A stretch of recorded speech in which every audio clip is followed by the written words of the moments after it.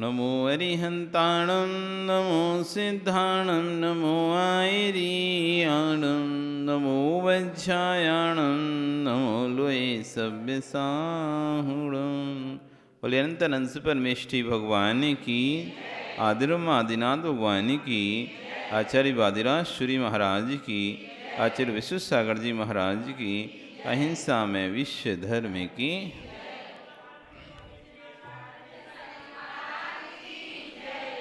पढ़ेंगे एक साथ। एक ही भावं गते विमया या स्वयं कर्म बंधो घोरम दुखम भव भवगतो दुर्निवारा करोति तस्याप्यस्य तयि जिनरवे भक्तिरुन्मुक्तये चेत् जे तुम सख्यो भवति न तया को वरस्तापे ज्योति रूपम धांत विध्वंस हेतु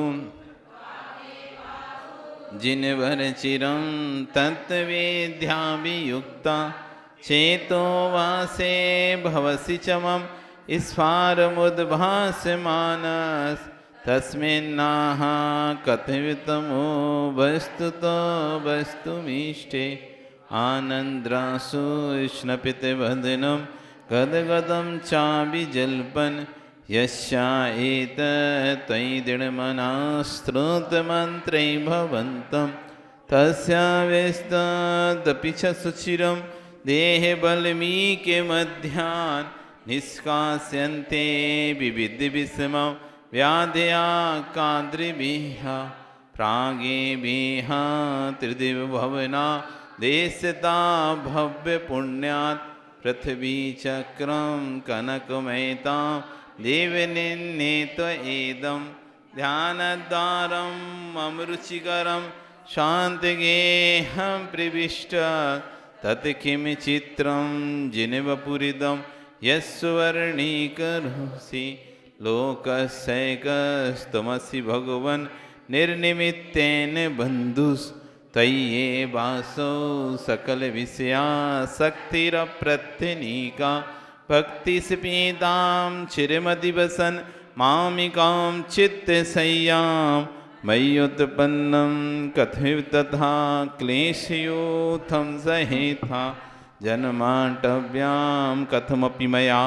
देवदीर्घं भ्रमित्वा प्राप्ते वेयं तव न कथा स्फारपीयूषवापि तस्या मध्ये हिमकर्हिम व्यूसीते नितान्तं निर्मग्नं मां न जहति कथं दुःखदावोपतापा पादन्यासादपि च पुनतो यात्रया ते लोकी हेमाभासो भवति सुरभिः श्रीनिवासस्य पद्म सर्वांगेण स्पशति भगवन् तय्यसे सम्मनो मे श्रेया किं तस्वयमेरहर यन्नमामभ्युपेति पश्यन्तं तद्वचनममृतं भक्तिपात्र्या प्रबन्तं कर्मारण्यात् पुरुषमस्म नन्दधाम प्रविष्टं तं दुर्वाराश्वरमदहरं तत्प्रसादे के भूमिं क्रूराकारा कथिरुजला कंठका निर्लुठन्ति पाषाणात्मा। इतना ही आगे पढ़ते बाद में चलेंगे।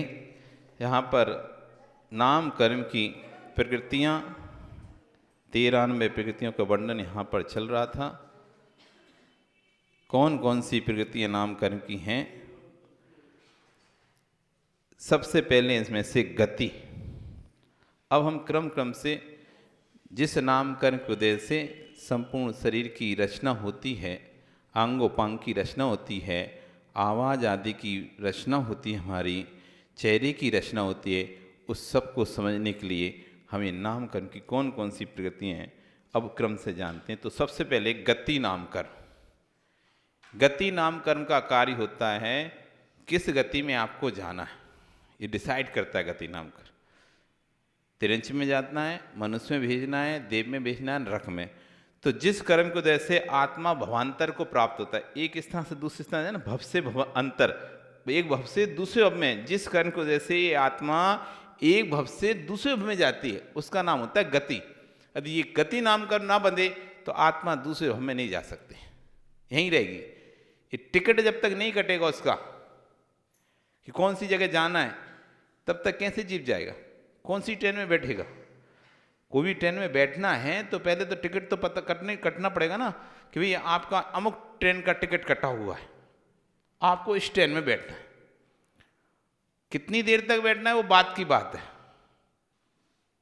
ट्रेन लेट है, जल्दी है, पहुंच रही समय पे, नहीं पहुंच रही अपने स्थान पर, वो बात की बात है। लेकिन आपको बैठना कौन सी ट्रेन में है ये निश्चित करने के लिए आता है गति नाम कर्म, कि आपको मनुष्य आयु के लिए गमन करना है, यहाँ से देव आयु के लिए गमन करना है, तिरंच आयु के लिए करना है, या फिर नरक आयु के लिए गमन करना है। तो जहाँ भी जिस गति में जाए तो नरक गति नाम कर्म, तिरंच गति नाम कर्म, देव गति नाम कर्म और मनुष्य गति नाम कर्म। तो जिस कर्म के उदय से प्राणी को नरक पर्याय में जाना पड़ता है वो नरक गति नाम कर्म है। जिस कर्म के उदय से प्राणी को मनुष्य पर्याय में जाना पड़ता है मनुष्य गति नाम कर्म। जिस कर्म के उदय से प्राणी को देव गति में जाना पड़ता है, देव पर्याय को प्राप्त करना देव नाम कर्म। और जिस कारण से मनुष्य को तिरंच बनना पड़ता है वो तिरंच नाम कर्म। फिर जाति, अब गति तो निश्चित हो गई कि कौन सी गति में जाना है ये गति। अब वहां पर कौन सी जाति का प्राणी बनना है, एक इंद्रिय जाति का, दो इंद्रिय जाति का, तीन इंद्रिय जाति का, चार इंद्रिय जाति का, या पंच इंद्रिय जाति का। यदि नरक गति, देव गति और मनुष्य गति में गया तो पंच इंद्रिय जाति का बनना ही फाइनल है। फिर तो पंच इंद्रिय बनेंगे, वहां पे तो दो तीन चार इंद्रिय जीव होते नहीं है कि दो इंद्रिय नार की, तीन इंद्रिय नार की या चार इंद्रिय नार की, ऐसे नहीं होते। या दो इंद्रिय देव, तीन इंद्रिय देव, चार इंद्रिय देव, या दो इंद्रिय मनुष्य, तीन इंद्रिय मनुष्य, चार इंद्रिय मनुष्य, ऐसा तो होते नहीं है। जो भी होंगे सबकी पांचों इंद्रिय होंगी। अब बचा तिरंच गति, तो जो भी तिरंच गति में जाएगा उसको डिसाइड करना पड़ेगा। वहां पर तिरंची में उसको एक इंद्रिय स्पर्शन इंद्रिय मिलेगी, अथवा दो स्पर्शन रसना इंद्रिय मिलेंगी, अथवा तीन स्पर्श रसना घ्राण इंद्रिय मिलेगी, अथवा चार स्पर्श रसना घ्राण चक्षु मिलेगी, अथवा पांच स्पर्श रसना घ्राण चक्षु कर्ण। ये पांच इंद्रियां मिलेंगी, ये डिसाइड करेगा। अब ये जाति नाम कर, तो जिस कर्म को जैसे नरक आदि चार गतियों में प्राणी को अविचार समानता अविरोधी समान अवस्था प्राप्त होती है, जिसे जाति नाम कर्म कैसे। इसके पांच हुए थे, एक इंद्रिय जाति नाम कर, दो इंद्रिय जाति नाम कर, तीन इंद्रिय जाति नाम कर, चतुर इंद्रिय जाति नाम कर और पांच इंद्रिय जाति नाम कर। इस नाम कर्म को जैसे ही व्यक्ति हम जो पंचेंद्रिय कहला रहे हैं, ये पंचेंद्रिय जाति नाम कर्म को दे है, इसलिए हम पंचेंद्रिय कहला रहे हैं। चाहे एक आंख किसी फूट भी जाए, दोनों आंख फूट भी जाए, तब ये पंचेंद्रिय कहलाएगा, क्योंकि उसका कौन से कर्म का उदय है, पंचेंद्रिय जाति नाम कर्म का उदय है। कोई जन्म से कोई इंद्रिय नहीं आए तो भी वो पंचेंद्रिय जाति नाम कर्म का उदय कहलाएगा। फिर आता है शरीर जाति के। अब जाति में पहुंच गए तो वहां शरीर भी चाहिए ना। तो जिस जाति में पहुंचेंगे उसके दो प्रकार के शरीर होते हैं, एक औदारिक शरीर जिसमें हार्ड मांस भरा होता है, एक होता है बैक्टीरियक शरीर जिसमें हड्डी मांस मज्जा नहीं होते, खून पीप नहीं होती जिसके अंदर, वो कहलाता है बैक्टीरियक शरीर। और जो औदारिक शरीर है इसके अंदर खून पीप मांस हड्डी ये सब रहते हैं। तो दो प्रकार के मूल शरीर, या तो बैक्टीरियक शरीर मिलेगा अथवा औदारिक शरीर मिलेगा। बैक्टीरियक शरीर मिलेगा, औदारिक। बाकी के तीन जो शरीर है वो विशेष अवस्था में रहते हैं। तो दो शरीर तो हमेशा हर जीव के साथ रहते हैं, चाहे तिरंच हो, चाहे नारकी हो, देव हो, चाहे कार्मण शरीर और तेजस। तेजस कार्मण ये दो शरीर तो सबके पास रहेंगे। तेजस मतलब शरीर का तेज, कार्मण यानी कर्मों का समूह। तो कर्मों का समूह तो सबके साथ लगा ही हुआ है, पांचों चारों गतियों जीव के साथ सबके साथ कर। तो कर्मों के समूह का पिंड एक उसे कहते हैं कार्मण शरीर, और शरीर में जो तेज लाता है वो रहता है तेजस शरीर। तो दो शरीर तो सबके साथ रहेंगे। अब बच्चे तीन शरीर, तीन शरीर में से औदारिक शरीर हाड़ मांस का सिर्फ दो जाति के लोगों को मिलता है, नरक तिरंच वालों को अथवा मनुष्यों को। दो गति के जीवों को औदारिक शरीर मिलता है हार्ड मांस वाला, जिसमें से तिरंच होते हैं अथवा मनुष्य, जिनको काटने पीटने से जिनके खून निकलने लगता है, मांस निकलने लगता है, पीप मज्जा ये पड़े रहते हैं। तो मनुष्य और तिरंच इनका औदारिक शरीर, ठीक है। अब बचे नारकी और देव। इनका बैक्टीरिया शरीर। इसलिए नारियों के कितने भी टुकड़े कर लेते हैं तो उनको खून मून कुछ नहीं निकलता, वो वापस वैसे पारे के जैसे पारा होता ना, अलग अलग कर दिया और फिर मिलाया तो सब एक साथ जुड़ जाते, पारे की भांति रहते हैं। तो इनका शरीर विक्रिया बना लेते हैं। एक हाथ फैलाएं तो बहुत लंबा तक चला जाए, दूसरा उधर, शरीर बना लें कितने भी, बड़ा छोटा सूक्ष्म स्थूल सब प्रकार के शरीर बनाने विक्रिया रहती है, इसलिए इनका नाम है बैक्टीरियक शरीर। इनका शरीर कैसा होता है? बैक्टीरियक। इसमें हड्डी मांस नहीं होता, ना हड्डी होती है इनके शरीर में ना मांस। जैसे एक रबड़ का पुतला रहता है, रबड़ का आपका गुड्डा गुड्डी रहती रबड़ की, उसके अंदर कुछ नहीं भरा रहता, ना मांस है ना हड्डी है ना कुछ है, रबड़ ठोस है, बस रबड़ी रबड़ है। ऐसे ही बैक्टीरियक शरीर, ऐसे रबड़ का शरीर रहता है, उसको काटो पीटो कुछ भी उसमें से खून मांस मज्जा कुछ नहीं निकली, बिक्रियाँ कर सकते हैं। जैसे रबड़ को आप फैला के बड़ी कर लेते हो ना, छोटी रबड़ को फैल के बार बार यूज करते हो तो रबड़ कैसी हो जाती है? बड़ी हो जाती है। तो ऐसे उनका शरीर बड़ा छोटा जैसा बनाना चाहे वो कर सकते हैं। तो विक्रिया रूप शरीर रहता है उनका, देव और नारकियों का।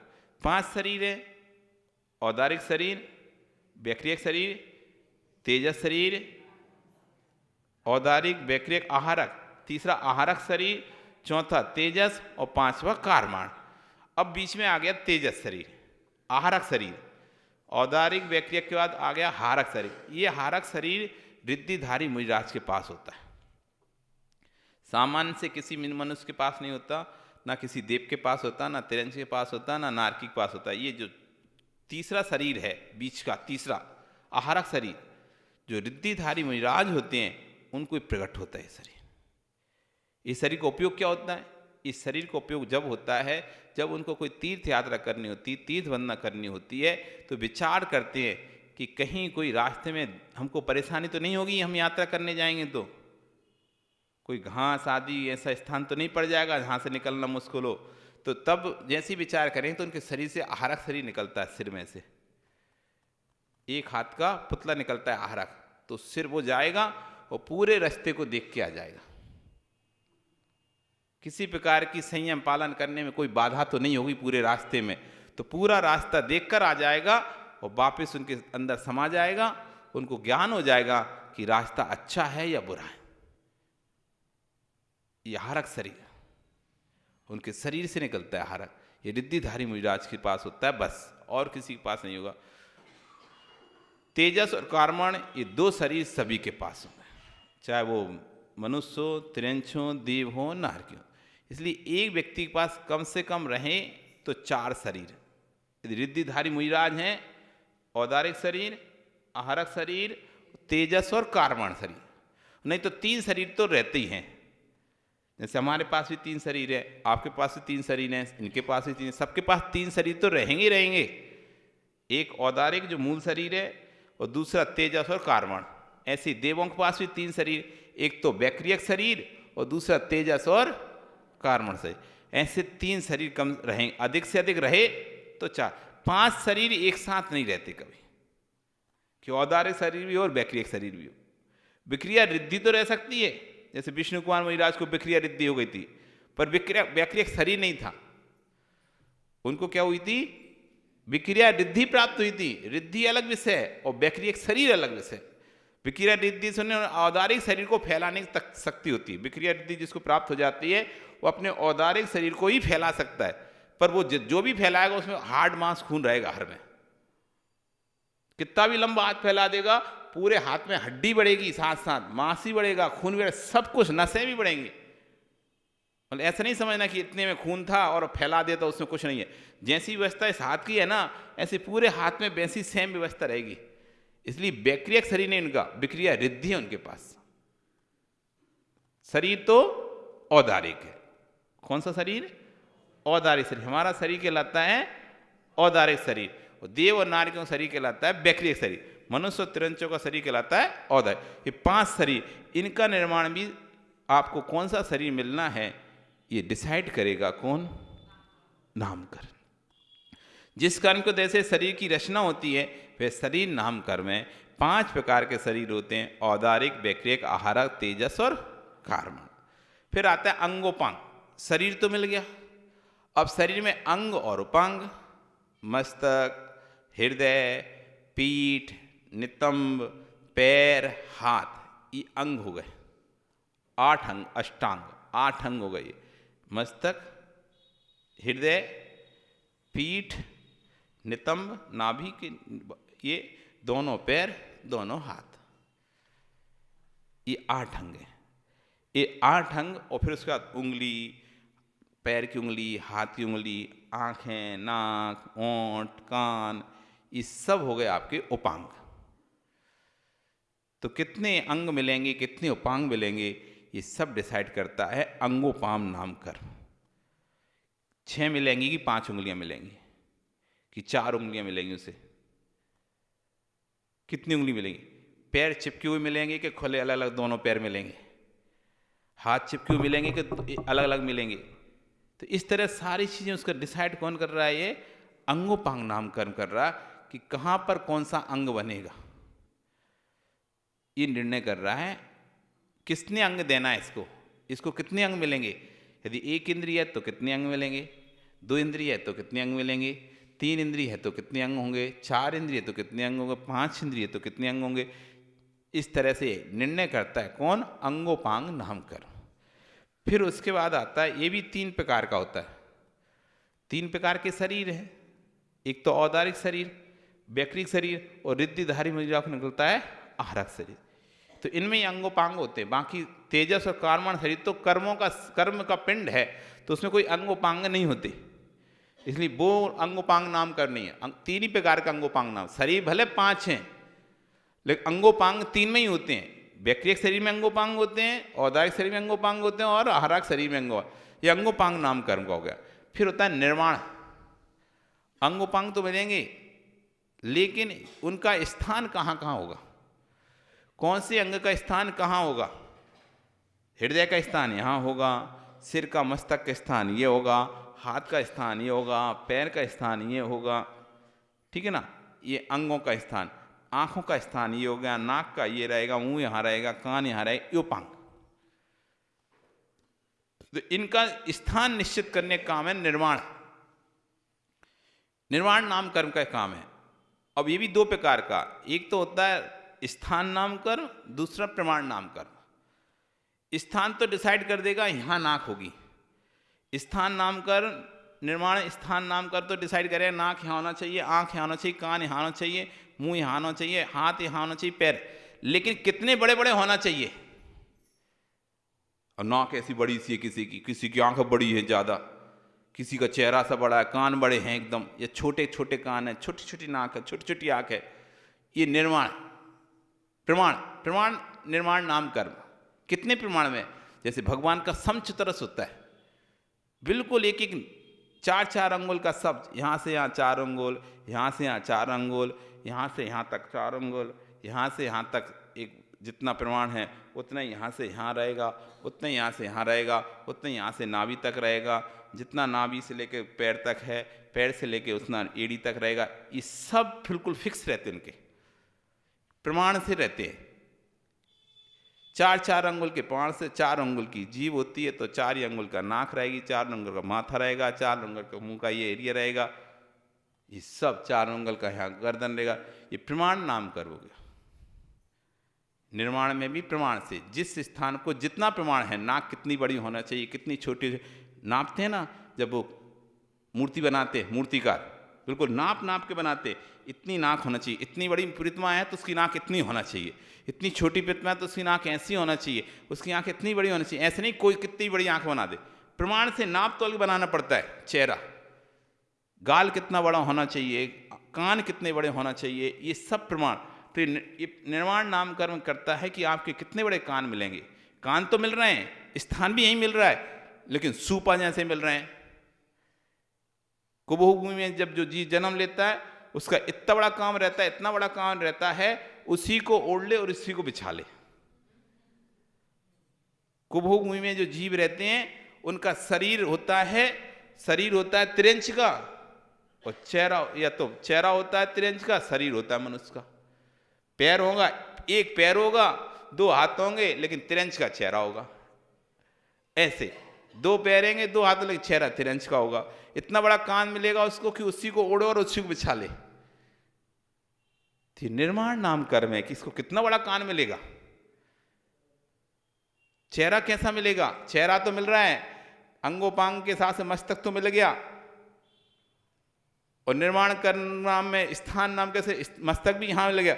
अब मस्तक कितना बड़ा होगा? अब किसी के छोटे छोटे मस्तक होते, आप देखो ऐसे छोटे से मस्तक रहते इतने से, किसी का एकदम भाल, चौड़ा भाल होता है, मस्तक होता है। जिसका जितना छोटा मस्तक उतनी छोटी ज्ञान बुद्धि वाला। ज़्यादा इसको समझ में नहीं आती, उसको बहुत मेहनत करनी पड़ती पढ़ने के लिए, बहुत पढ़ाओ तब जाके थोड़ा सा समझता है जिसका मस्तक छोटा है। और जिसका भाल है ये विद्वान निकलेगा, ज्ञानी जीव है, थोड़े से में सब कुछ अर्जन कर लेगा। तो देखो बहुत सारे लोगों के ऐसे छोटे छोटे से दिमाग होते, ऐसे मस्तक छोटे छोटे से, चेहरा छोटा, मस्तक छोटा, ये सब ये निर्माण कर्म करता है। ये पता चल जाता है व्यक्ति की आगे क्या स्थिति बननी है। तो इसके भी दो भेद है, स्थान नाम कर्म और प्रमाण। एक तो स्थान है, यहाँ पे कान के स्थान पे कान तो दिए, लेकिन व्यवस्थित कान भी तो होना चाहिए ना। अब बड़ा छोटा कान हो गया तो बेकार लगता है ना। कोई के छोटे छोटे कान होते हैं, बाकी सब तो अच्छी है, आंखें बहुत छोटी हैं उसकी, पर इतनी छोटी छोटी आंखें, बिल्कुल एकदम चेहरे के हिसाब से इतनी छोटी नहीं होना चाहिए थी उसकी आंखें, बड़ी आंखें होना चाहिए थी, पर आंखें छोटी छोटी दी हैं। तो नाम कर्म करेगा। अब आया बंधन नाम कर्म। शरीर नाम कर्म के उदय से घेण की पुद्गल स्कंदों परस्पर मिलन जिस प्रकार से उदय होता है, बंधन नाम कर का है, बांध के रखना। चीज तो मिल गई, जैसे कहते हैं परिवार तो मिल गया, लेकिन परिवार को जोड़ के रखना भी तो पड़ेगा ना। आपकी शादी हुई और एक भरे भूरे परिवार में आप पहुंचे, 4 भाई हैं, जेठानी हैं, देरानी हैं, सब हैं, बच्चे हैं, सब हैं, लेकिन इसको बांध के रखना भी तो जरूरी है ना। परिवार मिलना अकेला कुछ नहीं होता, परिवार को बांध के रखना जरूरी होता है। तो कोई एक ऐसा व्यक्ति होना चाहिए परिवार को बांध के चले, लेके चले सबको। ऐसी शरीर तो मिल गया, लेकिन शरीर को बांधने वाला, जैसे कि हाथ चिपका रहे अपने शरीर से, निकल के ना गिर जाए। नहीं तो देखो ना, जब सड़ती उंगली तो ऐसे टपकता है, टपक जाती उंगली। पैर में जब हो जाता है, आप देखो खुरे बन जाते, खुरे, पैर गलने लगता है, उंगलियां गलने लगती हैं, तो ऐसी कट जाती पूरी उंगलियां अंदर से, और ज्यादा ध्यान नहीं तो कट के ऐसी टपक जाती, गिर जाती। जोड़ के रख रहे हमारे हाथ में कि वस्तु बनी रहे, गिरे नहीं नीचे। ये बंधन नाम कर गए, बांध के रखी शरीर को, कितना भी गर्दन को ऐसे ऐसे कर लो, गिरे नहीं रहे नीचे। ये बंधी हुई है पूरा हमारा शरीर से एक दूसरे से, बंधन नाम कर्म का है। अब औदारिक बंधन, औदारिक तेजस, तेजस कार्मण, कार्मण वैक्रियक, वैक्रियक आहारक, हारक, 5 प्रकार का बंधन, 5 प्रकार का शरीर जो बंधा हुआ है, तो 5 बंधन नाम कर हो गए। फिर कह रहे हैं संघात, इकट्ठा करके रखना। एक बालू का ढेर और एक गिट्टी का ढेर। तो गिट्टी के ढेर में क्या होता है, जगह जगह गड्ढे दिखेंगे आपको, दिखेंगे नहीं दिखेंगे। गिट्टी का ट्रक पलटा तो कितनी भी गिट्टी इकट्ठी हो गई, लेकिन बीच बीच में आपको गड्ढे संद दिख रहे हैं। और बालू का ढेर पलटा तो आपको कोई भी गड्ढा नहीं दिखाई दे रहा। संगात है वो, संगात नहीं हो तो जगह जगह गड्ढे दिखेंगे आपको। ये हमारा शरीर संगात है, इसलिए हमको गड्ढे नहीं दिखा रहे, बहुत छोटे छोटे परमाणु सब जुड़े हुए हैं। संगात है पूरा, संगात नाम कर से एक भी छिद्र नहीं दिखाई दे रहा हमको अपनी बॉडी पे। इतना घसा हुआ है, एक एक परमाणु इतने घसे हुए हैं, जैसे रेत इतनी एक दूसरे से घसी हुई है कि गड्ढा दिखाई नहीं रहा। आप आर पार नहीं देख सकते, लेकिन जो गिट्टी का ढेर है उसमें आप देख सकते हो वो गड्ढा है। देखो वहां से जीभ घुस जाएगा, यहाँ से पानी जा सकता है, कुछ भी चला जाएगा, ये जा रहा गड्ढा, क्योंकि गिट्टी आपस में संगठित नहीं रह सकती। बालू तो छोटे छोटे रहते हैं, तो इतनी संगठित हो जाते हैं कि आपको लगता नहीं कि इसके पीछे कुछ होगा, एकदम एक सी लगते हैं, लेकिन गिट्टी अलग अलग दिखाई देती है। तो ये संघात नाम कर्म है, जो एक मिला के रखता है, कोई छिद्र आदि नहीं रहने पर एक मेघ बना के रखता है बॉडी का। आपको लग नहीं रहा कि अलग अलग सारे परमाणु अलग अलग है, जबकि इसका एक एक परमाणु अलग अलग है। आप देखो जब कोई चीज खराब होती, सड़ती है तो फैलती है। कभी गोबर देखा, गोबर मल को देखा ना, गोबर, तो गोबर देखो आप कि गोबर जब सूखने लगता है, सड़ता है, तो एक एक टुकड़े टुकड़े उसके बिखर जाते हैं, गोबर के पूरे में फैल जाता है। इतना सा गोबर इतना बड़ा हो जाता है, उसका एक एक परमाणु अलग अलग हो जाता है, अलग अलग हो जाता है। और फिर ज़्यादा बाद में मिट्टी मिल जाता है, एक सा हो जाता है, मिट्टी मिलकर एक हो जाता है। तो अभी हमको पता नहीं चल रहा, जब ये सड़ती है ना, सड़ती है, देह चमड़ी सड़ती है, एक एक परमाणु अलग अलग होता है, एक एक परमाणु इसका अलग अलग, एक एक खाल, एक एक एक एक टुकड़ा, इतना सा बांस का टुकड़ा, सब धीरे धीरे धीरे अलग हो जाते हैं। अभी एक सा दिखाई दे रहा है हमको, ये संघात नामकरण से हमें पूरे अलग अलग परमाणु एक से दिखाई दे रहे, लेकिन सब ऐसे धीरे धीरे धीरे धीरे धीरे खत्म हो जाते हैं। कोई चीज़ सड़ते हुए देखो आप तो ऐसे फैल जाती हो, उसकी इतने इतने बारीक बारीक। अब फोटो, जैसे फोटो ले ले, एक फोटो है, आप देख रहे हैं चित्र मोबाइल पे, उसी को जितना बड़ा करते आओ, जितना बड़ा करो, उसके पिक्सल पूरे फट जाएंगे। जो इतने छोटे छोटे परमाणुओं से मिला के जो चित्र बना हुआ था हमको स्पष्ट दिखाई देता, कुछ समझ नहीं आता, उसका फट गया पिक्सल उसका। अभी तो सब संघात थे, एक साथ जुड़े हुए थे, सारे कलर इतने इतने इतने पॉइंट पॉइंट पॉइंट पॉइंट, हजारों पॉइंट एक साथ जुड़े हुए थे, इसलिए हमको एक अच्छा फोटो दिखाई दे रहा था, चित्र दिखाई दे रहा। और जैसे हम उसको बड़ा किए बड़ा किए बड़ा किए, पूरे उसके कलर फट गए, अलग अलग एक एक दाना अलग अलग दिखाई दे रहा है उसमें से। तो ये बॉडी हमारी एक दिखाई दे रही है, संघात नामकरण में अलग नहीं तो अलग अलग टुकड़े दिखाई देते हैं हमारे शरीर के, ये संघात नामकरण। फिर हो गया संस्थान नामकरण। ये संघात नामकरण संस्थान, जिस कर्म से औदारिक आदि शरीर की आकृति बनी उसे संस्थान कहते हैं। शरीर तो मिल गया, अंगोपांग मिल गए, जाति भी हो गई, बंध भी गया शरीर, संघात भी हो गया, निर्माण भी हो गया, लेकिन इसका कैसा होगा? छोटा होगा, लंबा होगा, मोटा होगा, टेढ़ा आड़ा होगा, कुबड़ा होगा, सीधा होगा, अच्छा बिल्कुल सुंदर होगा। ये सब संस्थान नामकरण करता है। संस्थान मतलब होता है आकार, संस्थान मतलब होता है आकार। तो 6 प्रकार का संस्थान होता है। पहला होता है समचतुरस्र संस्थान, जिस नाप से जो चीज होने चाहिए, जहां पर जैसी बिल्कुल बिल्कुल फिट, कोई भी कमी नहीं, वो समचतुरस्र, चारों तरफ से समान, कहीं से भी देख ले व्यक्ति बिल्कुल समान दिखाई देगा, एक सा दिखाई देगा, समचतुरस्र। वो समचतुरस्र संस्थान होता है जो तीर्थन अंकों को प्राप्त होता है, अथवा महापुरुषों को प्राप्त होता है समचतुरस्र संस्थान।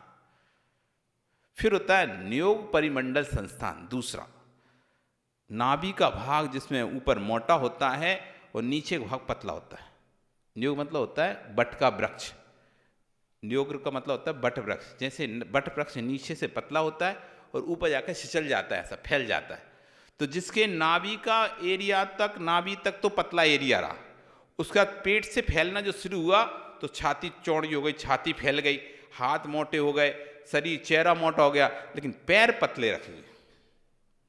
ये नियोग परिमंडल संस्थान मिला उसे। फिर आता है स्वाति संस्थान, बामी की तरह। बामी ऊपर से कैसी दिखती है? छोटी सी, और लेकिन अंदर उसको जब खोदोगे अंदर ऐसी बड़ी सी होती है। ऊपर से छोटी सी दिखती, बिल होता है ना, ऊपर से छोटा सा रहता है मुंह उसका, लेकिन अंदर जाके वो फैलता चला जाता है, फैलता चला जाता है बामी। ऐसी ऊपर से तो छोटा शरीर पतला, और कमर के बाद से जाके नीचे से फैल गया बामी जैसा।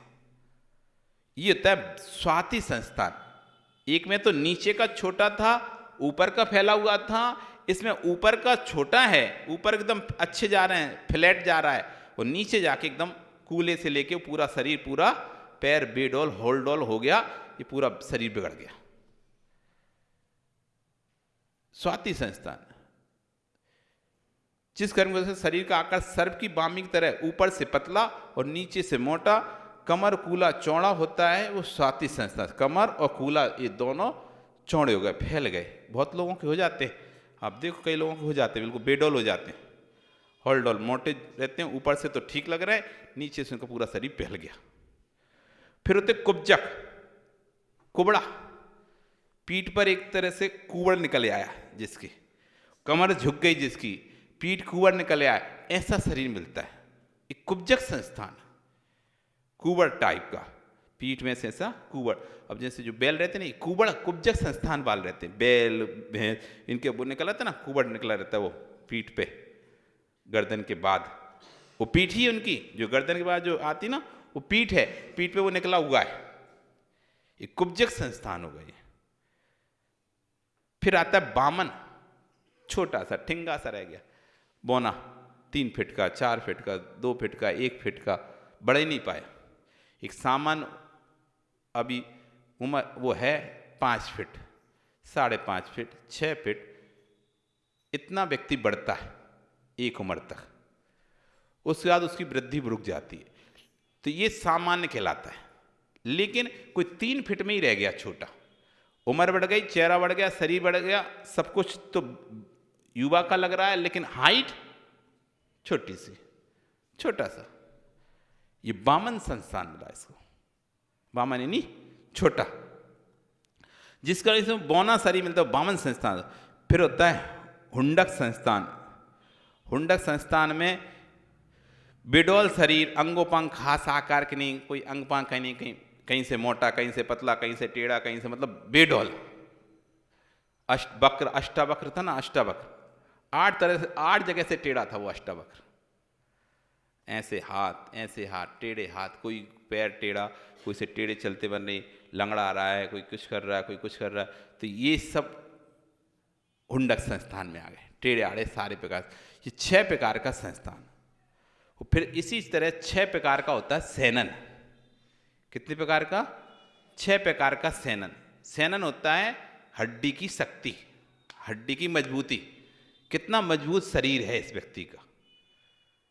एक व्यक्ति कई जगह से गिर भी गया तब भी कुछ नहीं, हंसता खेल रहा है, और एक थोड़ा सा बाथरूम में स्लिप हुआ, सुई पट्टा चढ़ गया, कुछ नहीं, क्या हुआ, नहा रहे थे, थोड़ा सा पैर स्लिप हो गया, पैर मुड़ गया और टूट गई हड्डी।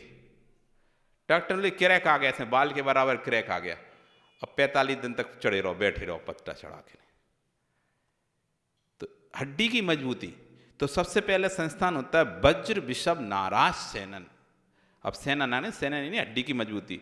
तो वज्र विषभ नाराज, जिस कर्म की वजह से वृषभ यानी बेष्टन, वृषभ मतलब बेष्टन, जी हमारे ऊपर इस हड्डी के ऊपर ये बेष्टन लगा हुआ है, ये चमड़ी का बेष्टन लगा हुआ है, नसों का बेष्टन बना हुआ है, किसके ऊपर? हड्डी के ऊपर। डायरेक्ट हड्डी नहीं है ना, हड्डी देखने लगते तो देख ही नहीं पाओगे, कंकाल देखो ना, वो होता है डायरेक्ट हड्डी, हड्डी।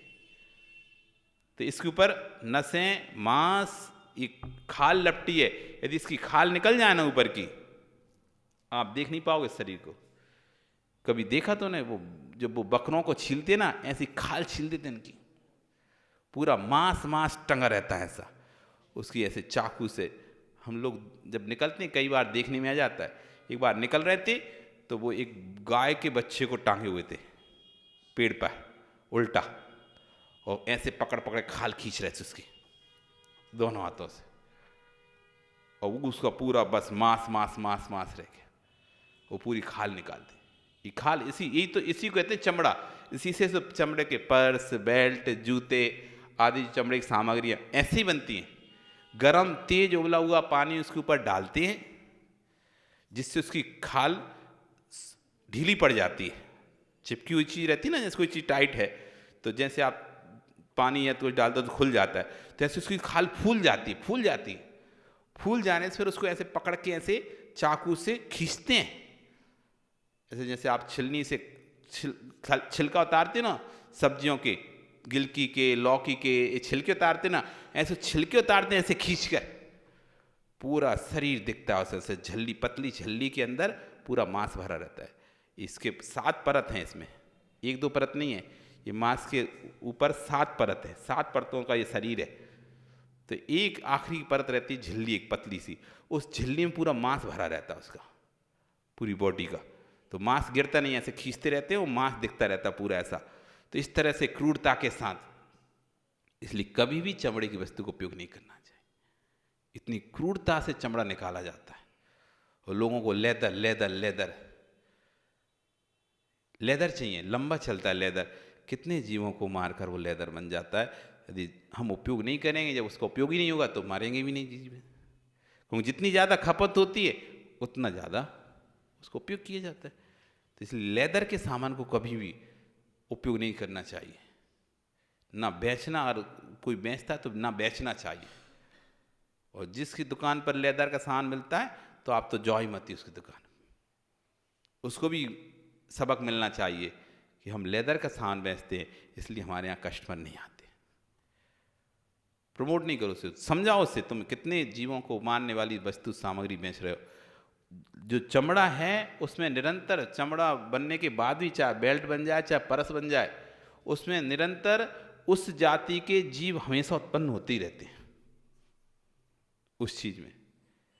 इसलिए चमड़े का उपयोग नहीं करना चाहिए कभी भी, बहुत हिंसक है। और करुणा दया विहीन जो व्यक्ति होते हैं, ऐसे जीव ही चमड़े का उपयोग करते हैं। जो करुणा दया से युक्त हैं वो कभी भी चमड़े का उपयोग नहीं करेगा। तो बेष्टन, बेष्टन वृषभ यानी बेष्टन, नाराज यानी कील, और सेनन यानी हड्डी। हमारे हड्डी जो वज्र वृषभ नाराज, उसमें क्या होता है, हड्डियां आपस में ऐसे एक ऊपर एक रखी रहती हैं, ऐसे फंसी रहती हैं और एक ऊपर से कील डली रहती है। ये वज्र वृषभ नाराज सेनन वाले की हड्डियां, वो भी वज्र की। वज्र समझते हैं, वज्र यानी लोहे से भी मजबूत धातु वज्र कहलाती है। वज्र के प्रहार से पर्वत के चूर चूर हो गया। इंद्र ने वज्र का प्रहार किया तो पर्वत चूर चूर हो गया। इतना इतना मजबूत वस्तु रहती है वज्र। वज्र प्रहार,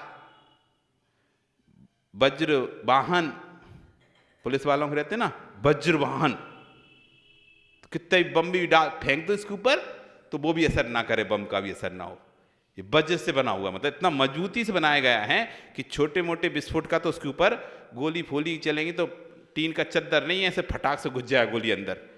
इतनी मोटी चद्दर है वज्र की, तो गोली मोली का भी असर नहीं करेगा। इसलिए तो जब भी कभी होता है, कर्फ्यू लगता है या दंगा फसाद होते हैं, तो वज्र वाहन आते, उन्हीं में से गोली चलाएगा व्यक्ति, उन्हीं में बैठे बैठे, जैसे कि उपद्रवी कितना भी पत्थर फेंके, कितना भी आग भी लगा दें तो उस पर असर ना पड़े, इसलिए उसका नाम है वज्र वाहन।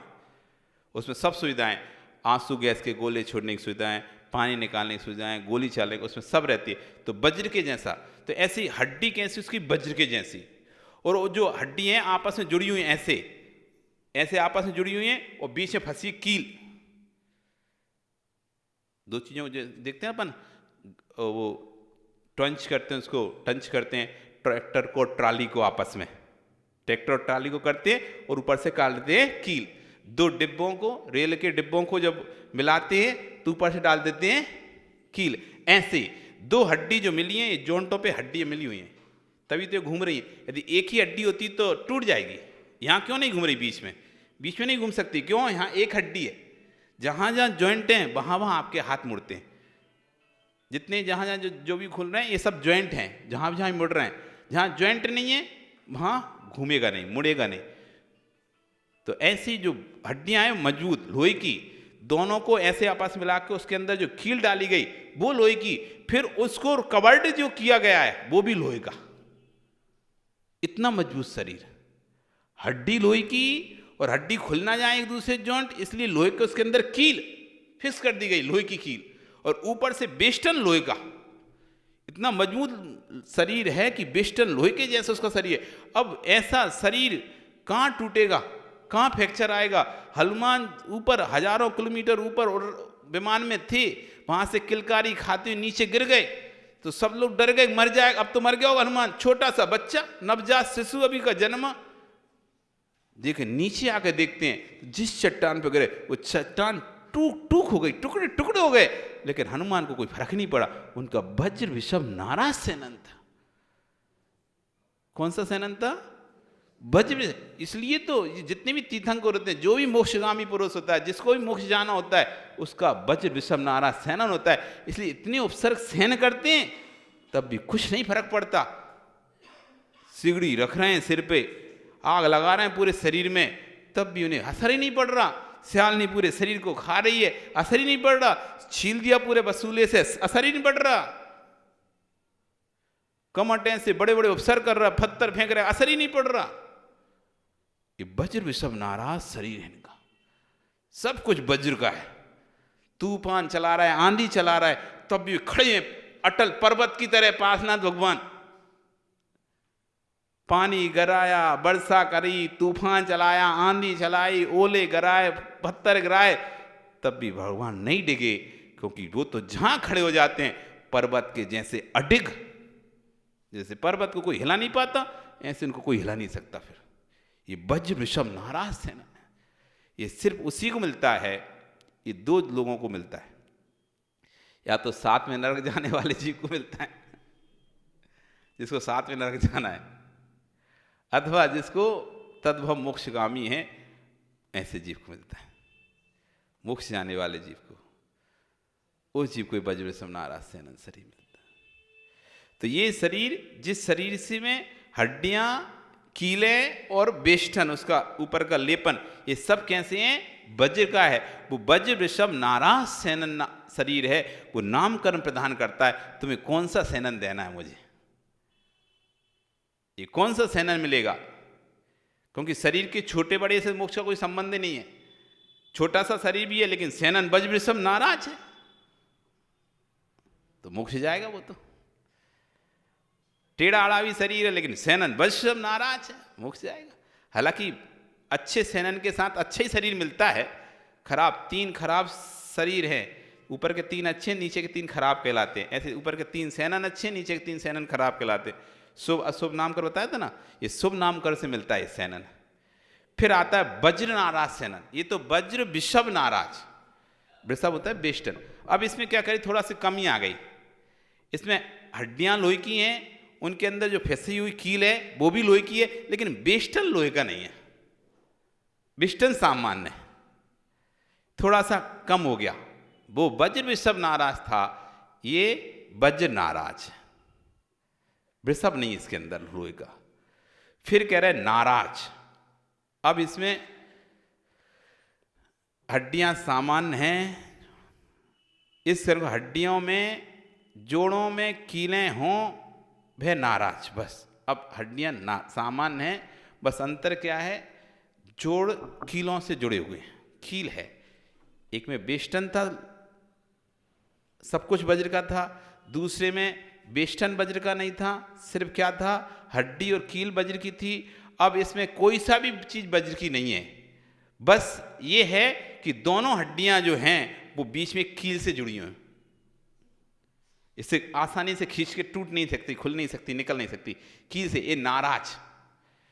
फिर आता है अर्ध नाराज सेनन। इसके बाद कील तो है लेकिन आधी कील है, पूरी कील नहीं है। एक तो कील पुली लगा दिया तो अब खुलने का कोई चांस नहीं है, आधी कील है, कभी भी धचका से ऐसे निकल जाएगी, टूट जाएगी, हड्डी टूट जाएगी। वो कील धचका लगा, जैसे ना छोटी सी कील लगाइए तो उचकने में गिर जाए। एक तो पूरी कील लगाते हो ट्रैक्टर ट्राली में और नीचे बोल्ट लगा देते, अब नहीं निकलेगा। और एक ऐसी थोड़ी सी कील डाल के लग दी, अटक गया, लेकिन जैसे कोई धचका लगेगा तो खुल जाएगी। तो ऐसे अर्ध नाराज, हड्डियां सामान्य हैं, बेष्टन भी मां से आदि का है, कील आधी कील लगी हुई है उसमें, पूरी कील नहीं है, ये अर्ध नाराज हो गया। फिर कीले सेनन, परस्पर में हड्डियां एक दूसरे से कीलित हैं, मतलब अंका ये ऐसे फंसी हुई हैं, कील नहीं है कोई भी। अभी तो कील था, दोनों ऐसियां थी और उसके अंदर एक कील डली हुई थी, अब कील नहीं डली हड्डियों के अंदर, हड्डी एक दूसरे को अपने आप में कसी। आजकल जैसे बनाते ना, पुल बनाते तो एक दूसरे सेट करके बनाते जाते, ऐसे ऐसे male female male female male female ऐसे करते, तो एक ऐसा तो एक ऐसा, तो अब ऐसे कस गया, अब अंका बन गया, अब नहीं खिलेगा। ऐसा होता तो खिंच जाता, लेकिन दोनों ऐसे हो गए, एक टेढ़ा और एक ऐसा, तो 2 अंका ऐसे फंस गए। तो बस हड्डियां ऐसे एक दूसरे में फंसी हुई हैं, कील नहीं है इनके अंदर। तो ये हो गया कीलत सेनन। फिर आता है आपका, एक दूसरे में एक कीलित हो गई। अब आता है असंप्राटिका सेनन, अंतिम सेनन। हड्डियां एक दूसरे पर रखी हुई हैं और नसों के द्वारा बंधी हुई हैं, बस जो कि हम एक्सरे की बुक में देखते हैं, रील में एक्सरा जब होता है तो आप देखो एक के ऊपर एक ऐसी हड्डी दिखाई देती है आपके ऊपर, ऐसी कसी हुई नहीं हड्डी है, एक के ऊपर एक हड्डी रहे हैं और ऊपर से नसों से बंधी हो, इसलिए थोड़ा सा सरक हुआ और हड्डी सरक गई, स्लिप हो गई। थोड़ा सा कुछ हुआ, हड्डी स्लिप अपने स्थान से, रीढ़ का हड्डी सरक गया अपने स्थान से। अब पीठ कमर दर्द कर रही है तो बैठ नहीं पा रहा, क्यों, वो गुरिया सरक गया है। ये असंप्राटिका सेनन है, जिसमें वज्र का तो कुछ है ही नहीं है, आपस में हड्डियां भी नहीं कसी हुई है, कील भी नहीं है, बस आपस में एक दूसरे के ऊपर हड्डी रखी हुई है, एक दूसरे के ऊपर हड्डी रखी हुई है और नसों से दूसरी बंधी हुई हैं एक दूसरे की नसों से, बस यही हैं। और जैसे ही थोड़ा सा गैप आया और तुम्हारा काम खत्म, और हड्डियों में गैप आ गया। तो ये असंप्राटिका, ये 6 सेनन हैं, 6 सेनन हैं। इनमें से 3 शुरू के सेनन शुभ हैं और नीचे के 3 अशुभ हैं। ये सब नामकर्म करेगा कि आपको कौन सा मजबूती देनी है शरीर के अंदर, अच्छी देनी है या ऐसी वाली। तो ये नामकर्म से मिलेगा। अच्छी भावनाएं रखेंगे, विसंवाद नहीं करेंगे, कुटिलता नहीं रखेंगे, तो ऊपर के 3 सेनन मिलेंगे। वज्रविषम नाराज सेनन मिलेगा, वज्र नाराज सेनन मिलेगा और अर्ध नाराज सेनन मिलेगा। ये 3 सेनन, नाराज सेनन मिलेगा, ये 3 सेनन मिलेंगे। यदि कुटिलता करेंगे, विसंवाद करेंगे, तो नीचे के 3 सेनन मिलेंगे। अब देख तो आपको क्या करना है, जैसा चाहिए ऐसी संस्थान है। यदि आप विसंवाद करेंगे, वक्रता रखेंगे, तो नीचे के 3 हुंडक, टेढ़ाड़ा शरीर अथवा छोटा शरीर अथवा कुबड़ा शरीर, ऐसा मिलेगा। और यदि आप अच्छे परिणाम रखेंगे, अच्छे भाव रखेंगे, तो समचरुत्सव संस्थान मिलेगा, अथवा नियोग परिमंडल संस्थान मिलेगा, अथवा स्वाति संस्थान मिलेगा। इसमें और चेहरे एकदम अच्छे रहेंगे। पर ये 3 नहीं मिलेंगे, कुब्जक, बामन और हुंडक। ये 3 अशुभ, 3 शुभ। तो जैसा हम कर्म करेंगे वैसा नाम कर्म आपके शरीर की रचना अगले भव के लिए तैयार करेगा। जो भी सब यहीं डिसाइड होना है, इसी भव में डिसाइड होना है कि अगले भव में आपका शरीर किस तरह का रहेगा, सुंदर रहेगा, कुरूप रहेगा, मजबूत रहेगा, कम कैसा रहेगा। जो कहते हैं जो वैयवृत्ति करता है उसको स्वरूप मजबूत शरीर मिलता है। भीम को इतना मजबूत शरीर मिला था, तो उसने पूर्व भव में जब उसने पूछा कि इतना मजबूत शरीर क्यों मिला, तो बताया कि तुमने खूब पहले मौर्यराजों की वैयवृत्ति की थी, सेवा की थी, उसका फल है तुम्हें इतना मजबूत शरीर मिला है।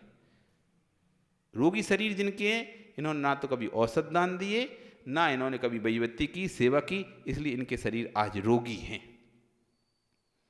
रोगी उन्हीं के शरीर होते हैं जो कभी औषध दान ना किए हों अपने पूर्व पर्याय में, अथवा साधु की सेवा ना की हों, उनको रोगी शरीर मिलता है। निरोगी चाहिए तो खूब औषध दान दो और खूब साधुओं की सेवा करो, पक्का निरोगी शरीर मिलता है। इस तरह से यहाँ पे 6 संस्थान, 6 सेनन हो गए। अब आगे स्पर्श नाम कर्म आता है, तो उसको हम कल समझेंगे। आज आपका समय हो गया, ठीक, कल फिर आओगे। तो अब आगे स्पर्श नाम कर्म, रस नाम कर्म, गंध नाम कर्म, वर्ण नाम कर्म, आनुपूर्वी, अगुरु लघु, उपघात, परघात, संघात, संस्थान, ये सब नाम कर्म आगे और आने वाले हैं। क्रम क्रम से हम समझेंगे। बोली भगवान महावीर स्वामी की जिनवाणी स्तुति। जवाणी के ज्ञान ते सूझे लोकालो, सोवाणी मस्तके नमु सदा देती हूँ धो। हे जिनवाणी भारती तो जपूं दिन रैन, शरणा गहे देवी भजू अरिहंत को, गुरु सेवो निर्ग्रंथ दया धर्म पालो सदा। यही मोक्ष का पथ, यही मोक्ष का